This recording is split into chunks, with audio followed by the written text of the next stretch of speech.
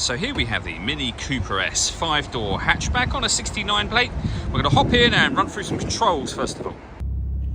Okay, now that we're inside the car, we're going to start with the dials. On the left-hand side, we have the rev counter, we have the speedometer in the middle, and the fuel gauge over on the right-hand side.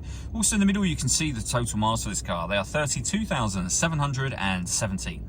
The information displayed above that can be changed using controls on the end of the indicator stalk for various bits of trip computer and fuel economy information. You can also have the digital readout for the speedometer that you see being displayed now.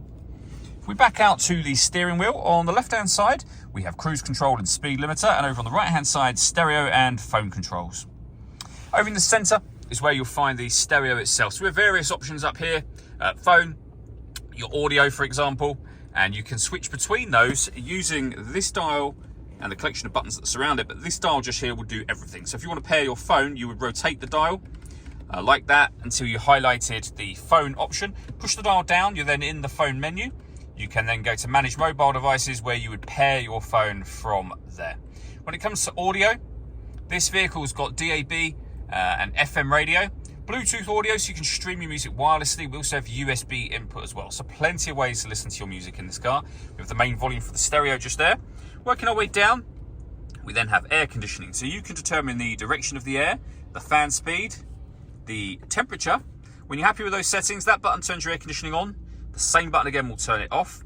You can recirculate the air that's in the car. That's a great way of heating it up or cooling it down quickly depending on the temperature you've set just here.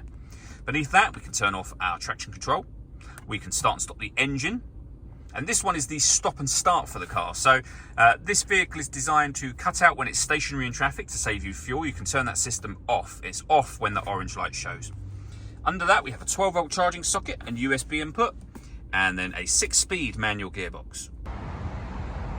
All that leaves me to say is thank you for taking the time to watch this video. If you'd like to come and see the car in person and have a test drive, please feel free to call either of our MJA sites. We'd love to hear from you soon.